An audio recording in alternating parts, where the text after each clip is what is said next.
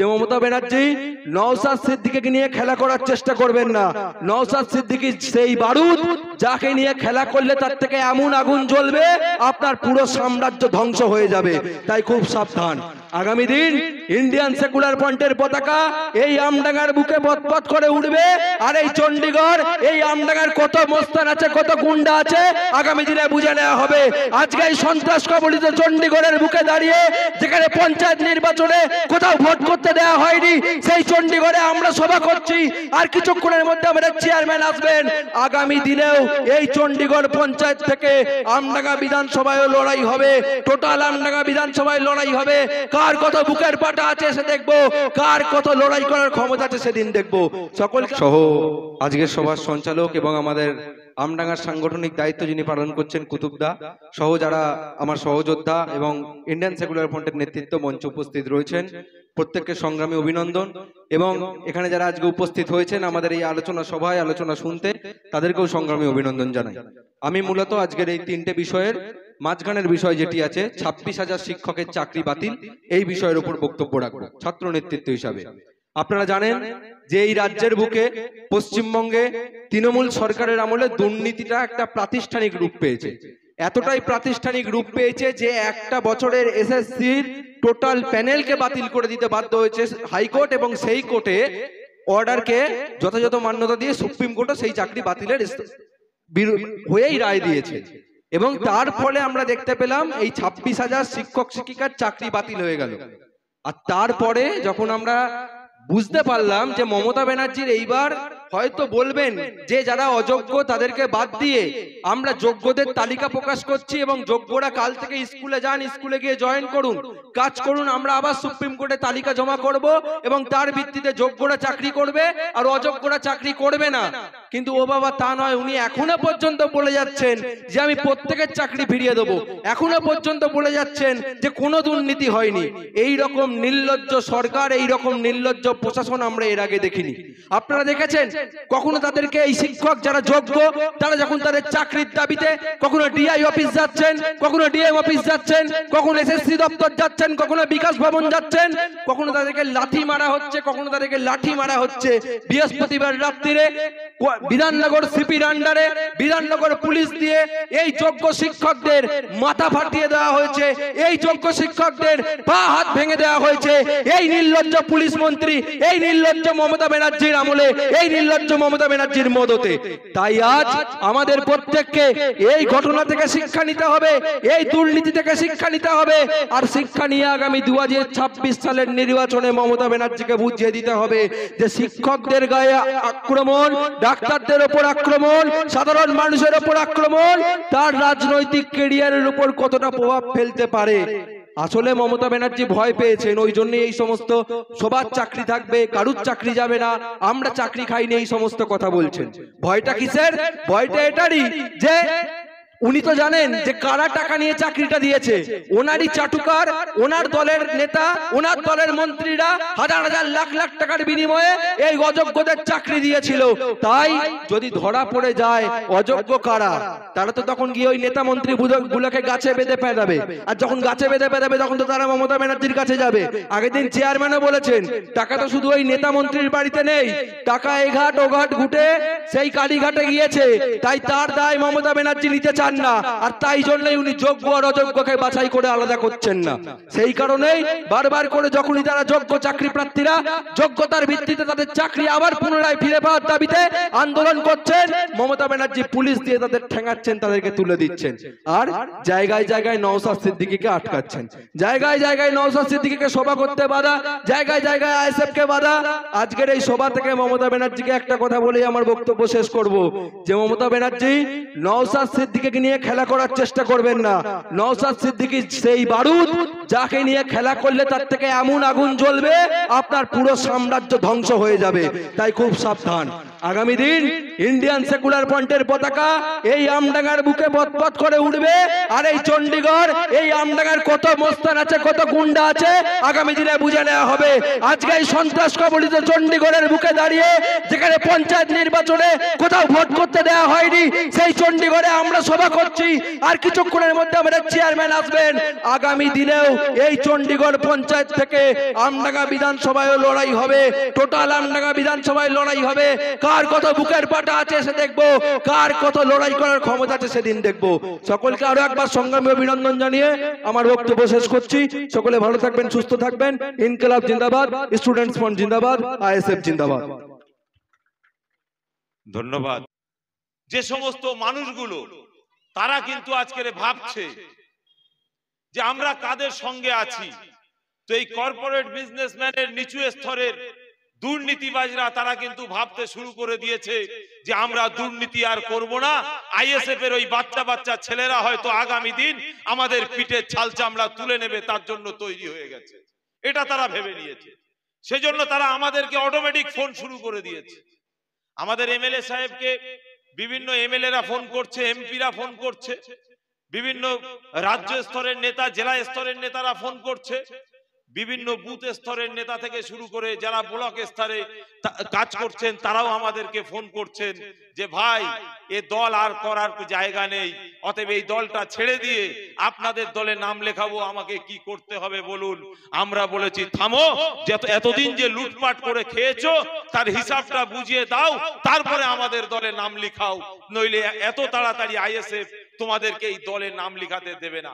এটা আমরা ঘোষণা দিয়ে দিয়েছি। আমরা আরো আপনাদেরকে জানাই যে ওয়াকফ সম্পত্তি, এই ওয়াকফ নিয়ে বিভিন্ন মানুষ বিভিন্ন রকম বক্তব্য দিয়েছেন।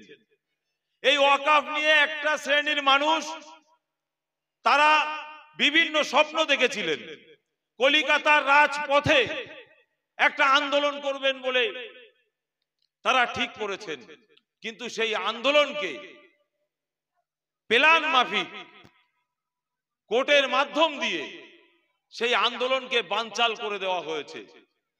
কিন্তু সেই সময় এক শ্রেণীর মানুষ তারা বলেছিলেন যে অমুক নেই, অমুক নেই, অমুক নেই, হয়তো এই প্রোগ্রামটা হবে না। কিন্তু আবার যদি এরা না থাকতো কিংবা এরা যদি থাকতো তাও হয়তো বলতো যে অমুক আছে বলে প্রোগ্রামটা হতে দেয়নি। কিন্তু আমরা বলছি যে আন্দোলনের কথা, যে লড়াইয়ের কথা, দিদিমণি বাংলার মানুষকে কত রকম ভাবে বোকা বানাচ্ছেন। উত্তরবঙ্গে যে চায়ের শিল্প, সেখানে যে বলছেন আপনি আপনার ন্যায্য অধিকার আদায় করে নিন, তার জন্য যদি প্রয়োজন পড়ে টি বোর্ড যে ঘেরাও করুন। আর দিদিমণি এটাও আবার বলছে বাংলার জমিনে ওয়াকফ নিয়ে আন্দোলনের কোনো প্রয়োজন নেই। এক মুখে কত রকম কথা বলছেন। কাউকে বলছেন, একটা শ্রেণীকে বলছেন তোমরা আন্দোলন করো, রাস্তায় নামো, আর একটা শ্রেণীকে বলছে যে তোমাদের রাস্তায় নামার প্রয়োজন নেই, আন্দোলন করার প্রয়োজন নেই।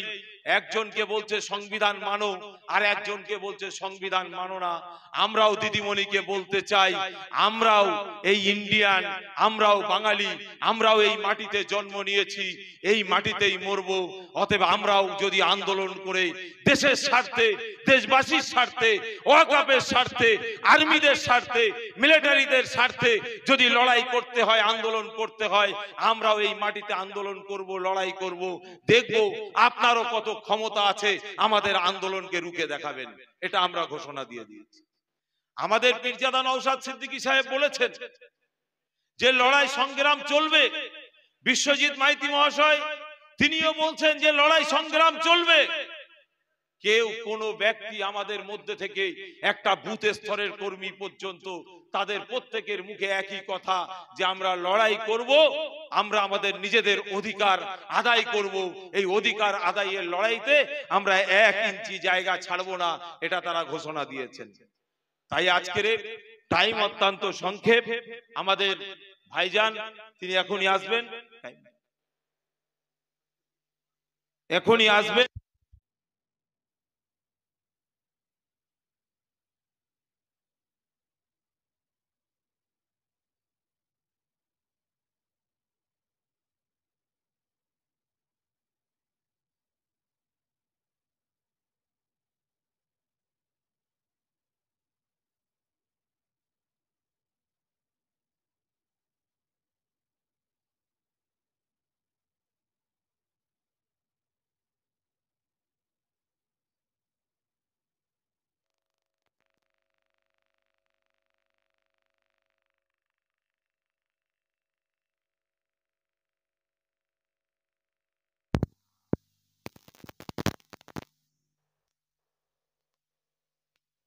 নামাজ হয়ে গেছে। তো যে কথা আমরা বলছিলাম, আজকের ভগবাধারী কিছু মানুষ, আরএসএস এর এক শ্রেণীর মানুষ, তারাও তাদের বক্তব্যের মধ্যে বলতে শুরু করেছেন যে ফুরফুরা দরবার শরীফের যে মাজার, যে জায়গা, সে জায়গাটা নাকি তাদের। মানে ভাবুন, বলতে বলতে বলতে বলতে কোথায় এরা যাচ্ছে, এটা আপনাকে আমাকে ভাববার সময় এসে গেছে। আমরা বলতে চাইছি যে এই কথাগুলো বলার সাহস এরা পাচ্ছে কোথা থেকে? দিদিমণি আর মোদির যে সেটিং, সেটাকে প্রমাণ হয়ে গেছে, যার কারণে তারা এই কথাগুলো বলার সাহস পাচ্ছে। কেন? শুভেন্দু অধিকারী যখন একটা সম্প্রদায়ের বিরুদ্ধে বক্তব্য রাখেন, তখন এই শুভেন্দুর বিরুদ্ধে দিদিমণির মুখে কোনো কথা থাকে না। যখন সুকান্ত মজুমদার কোনো বক্তব্য রাখেন, তখন এই দিদিমণির মুখে কোনো কথা থাকে না। আর আমার রাজ্যের পুলিশ প্রশাসন, তাদেরও কোনো কাজ থাকে না। কিন্তু এই দিদিমণির ভাইপো পীরজাদা নওশাদ সিদ্দিকীর বিরুদ্ধে খালি ওয়াকফ আইনের মামলা করতে যাওয়ার জন্য নওশাদ ভাইয়ের বিরুদ্ধে নওশাদ ভাইয়ের বিরুদ্ধে আইনি নোটিশ পাঠিয়েছে। যেমন আব্বাস সিদ্দিকী ভাইয়ের বিরুদ্ধে এনআরসি এর সময় নোটিশ পাঠিয়েছিল, ঠিক তেমনি আবার নওশাদ সিদ্দিকীর নামে এই ওয়াকফ আইনের বিরুদ্ধে মামলা করার জন্য আবার অভিষেক ব্যানার্জি চিঠি পাঠাচ্ছেন। মানে ভাবুন, কোথায় কোন জায়গায় এদের সেটিং, সেটা আপনাদের আমাদের প্রত্যেকের কিন্তু ভাববার সময় এসে গেছে। তাই আমি আমডাঙ্গার সমস্ত বুদ্ধি সম্পন্ন মানুষ, ভোটারদের উদ্দেশ্যে বলবো যে আপনারা ভাবুন, কাদেরকে আপনারা বিধায়ক করেছেন, কাদেরকে আপনারা আপনার মূল্যবান ভোট দিয়েছেন, যে আপনার অধিকার নিয়ে বিধানসভায় কথা বলতে পারে না, যে আপনার সমাজের কথা বলতে পারে না, যে আপনার বাচ্চার কথা বলতে পারে না, যে আপনার মেয়ের কথা বলতে পারে না, যে আপনার মায়ের কথা বলতে পারে না, তাদেরকে আপনি ভোট দিয়ে পাঠিয়েছেন। ঠুটো জগন্নাথ ছাড়া দ্বিতীয় কিছু নয়।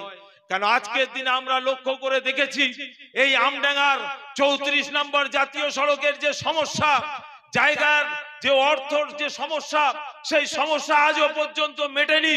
তারপরে জবরদখল করে রাস্তার কাজ করতে যাচ্ছেন, সেখানে একটা শ্রেণীর মানুষ বাধা দিচ্ছেন, তাদেরকে অ্যারেস্ট করছেন আমাদের রাজ্যের পুলিশ প্রশাসন।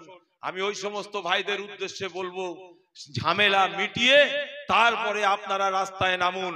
নইলে আগামী দিন যদি এই 34 নম্বর জাতীয় সড়কে আমডাঙ্গার কোন মানুষের উপরে আঘাত আছে, কোন দোকানদার ভাইয়ের উপরে আঘাত আছে, আইএসএফ কিন্তু চুপচাপ বসে থাকবে না। সেদিন রাজপথে নেমে, রাস্তায় নেমে আন্দোলন করবে এবং আপনার কানের মধ্যে আঙুল দিয়ে আপনার কানটাকে পরিষ্কার করে দেওয়ার ব্যবস্থা এই আইএসএফ কিন্তু করে দেখিয়ে দেবে। তার জন্য বলবো আপনারা প্রস্তুত থাকুন। আমাদের আরো বিভিন্ন আলোচনা ছিল, কিন্তু এই মুহূর্তে সমস্ত আলোচনা করাটা সম্ভব নয়। তারপরেও আমি একটি কথা বলবো, আপনারা সজাগ থাকুন। আমডাঙ্গাকে একটা শ্রেণীর মানুষ বিভিন্ন রকম ভাবে দাঙ্গা হাঙ্গামার মধ্যে লিপ্ত করে দিয়ে এই আমডাঙ্গাকে কুলসিত করতে চায়, আমডাঙ্গাকে দুর্নাম করতে চায়, বদনাম করতে চায়। তাই আপনাদেরকে বলবো যে আমডাঙ্গা পবিত্র ভূমি, এই আমডাঙ্গাকে পবিত্রতা বজায় রাখুন। নিজেদের মধ্যে ভ্রাতৃত্ববোধ, হিন্দু মুসলিম এবং প্রত্যেকটা সম্প্রদায় আপনারা নিজেদের মধ্যে মিল মোহাব্বত ভালোবাসা রাখুন। এই রাখার দায়িত্ব কিন্তু আমাদের। অনেকে বলে পুলিশ আছে, আমি বলি না, পুলিশকে ফোন করার আগে নিজে তৈরি হন, নিজে ভাবুন আমার হিন্দু ভাইয়ের সমস্যা হবে, আমার হিন্দু ভাইটাকে বুকে জড়িয়ে নিন। আমার মুসলমান ভাইটার সমস্যা হবে, মুসলমান ভাইকে বুকে জড়িয়ে নিন। নিজেদের সমস্যা মনে করে নিজেরা মিটিয়ে নিন। থানায় যাওয়ার আগে, পুলিশের কাছে যাওয়ার আগে নিজেরা আইনকে হাতে তুলে না নিয়ে নিজেরা নিজেদের মধ্যে ভ্রাতৃত্ববোধ সম্পর্ক তৈরি করে নিজেদের সমস্যা নিজেরা মেটানোর ব্যবস্থা করুন। এই বলেই শেষ করছি। এখন আপনাদের সামনে বক্তব্য রাখবেন ইন্ডিয়ান সেকুলার ফ্রন্টের লড়াকু সৈনিক নওশাদ সিদ্দিকী ভাইজানের সর্বসময়ের সঙ্গী সাথী, সারা বাংলা চষে বেড়াচ্ছেন সেই বিশ্বজিৎ মাইতি মহাশয়। ইনকিলাব জিন্দাবাদ, সকলে উচ্চস্বরে ইনকিলাব জিন্দাবাদ, ইনকিলাব জিন্দাবাদ, নওশাদ সিদ্দিকী ভাইজান জিন্দাবাদ, বিশ্বজিৎ মাইতি মহাশয় জিন্দাবাদ, ইনকিলাব।